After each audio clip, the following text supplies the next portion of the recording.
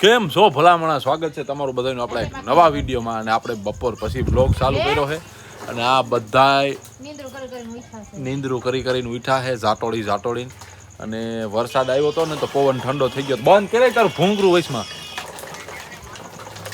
શાબાશ. વાહે જો છોકરાઓને રમાડવાનું કામ ચાલુ છે અને આપણે આજ જવાનું છે રામાપીરની પ્રસાદીમાં પ્રસાદી લેવા અને નિશાન ચડાવવા. તો પેલા તો આપણે નાહી નાખીએ, કારણ કે હવે માથામાં હાથ ઘરતો નથી એટલે નાહી લેવું જોઈએ. કા મમ્મી તમારે ઊભું નથી થવું? હાલે દાદી બરકે ને જવા દે, નીકળી જા. અને આ બાજુ જો આને હાસવાનું છોકરાઓનું કામ ચાલુ. નોઘણભાઈ અહીંયા બેઠા આપડા. તો નાહી નાખીએ અને ફ્રેશ થઈ જાય. મિત્રો ફાઇનલી આપણે નાહી ધોઈને એકદમ ફ્રેશ થઈ ગયા છે, હાવ નવા નખ જેવા. અને હવે ભરતભાઈના ઘર બાજુ જાય તો ખબર પડે વાતાવરણ શું છે. હે ગોદડું ને ગોદડું તો હોય તો ભૂંડું લાગે, એમ તો ભૂંડું ન લાગે, ઓઢવા જોતું હોય ને એટલે. તો હાલો જ આપણે જઈએ. રસ્તામાં આપણે નીકળી ગયા છે. નવણભાઈ ગાય બેઠા છે, ભરતભાઈનું ઘર આમ છે સાઈડમાં. હાલો ભાઈ. અને જે ધજા ચડાવવા જવાની પ્રથા અમારે છે ને, ધજા ચડાવવા જવાની હતી પણ વરસાદના રેડાના હિસાબે 3-4 લોકો જઈ અને ધજા ચડાવી. એવા નકર તો બહુ સારું આયોજન હોય, ડીજે રાખે અથવા તબલાની સાથે ધૂન બોલતા બોલતા જાય, એવું બધું આયોજન હોય. પણ હવે એ બંધ રહ્યું છે. તો અત્યારે પહેલા નંબરમાં છોકરા જમાડવાના છે ને પછી મોટા લોકોને જમાડવાના, એવું બધું કાર્યક્રમ છે. ભાઈ હું અહીંયા ઘરે આવ્યો છું અને ફોરમને લઈ જાઓ અને ખુશીબેનને લઈ જાઓ. હજી ઓલા જમાડીને આવ્યા નહીં હોય છોકરાઓને. અને અમારું વાસુ અહીંયા નો રોવે એવું બને જ ને. આમ જો તાતા કહી દે બધાને. તાતા કે તારે કેવું હોય કે એટલું તો માંડ એને કહેવાનું. તાતો હવે એને હવે બરતરા થવા માંડી ગઈ. તો હવે આપણે છે ને નીકળીએ અહીંથી. તો ફાઇનલી ભાઈ હવે આપણે નીકળી ગયા પાછા આ બેને લઈને.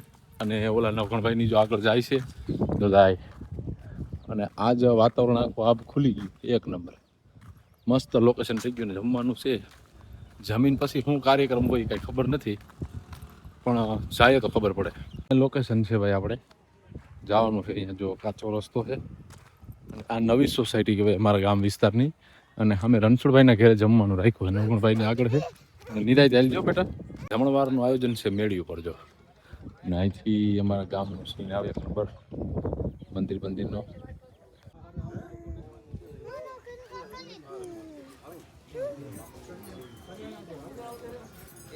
મિત્રો જમણવાર પૂરો થયો. દાળ ભાત ભજીયા અને લાડવાની સાથે પાપડ. મજા આવી ગઈ. અને મેળી ઉપર જમણવાર હતો એટલે કાંઈ ટેન્શન જેવું હતું નહીં. વરસાદનું વાતાવરણ વિખાઈ ગયું. હવે ઘેરે જઈએ. અમારે આ બાજુની સાઈડ વરસાદના હિસાબે એવો ગંધારવાળો થયો છે. આમાં છોકરાઓને હાલવામાં છે ને એવી હોર્યું થાય. અને ઉદોની જો રિક્ષામાં બેઠા અને બધાને લાડવાને ભજીયાને ખવડાવીને ધરવી દીધા મેં. હા અને ઘીર આવી ગયા.